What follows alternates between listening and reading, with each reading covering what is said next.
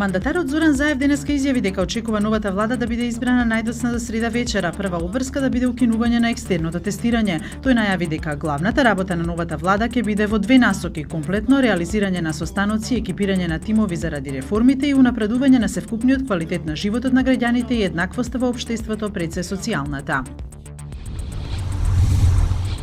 Експертите сметаат дека одлуката на мандатарот да назначи 8 министри без ресор е политичка одлука и е направена за задоволување на коалицијските партнери. Политикологот Петар Арсовски очекува премиерот да им даде конкретни задачи кои ќе треба да ги исполнат. За аналитичарот Владимир Божиновски, овие министри генерално треба да преземат адхок функции и помош на некое ресорно министерство.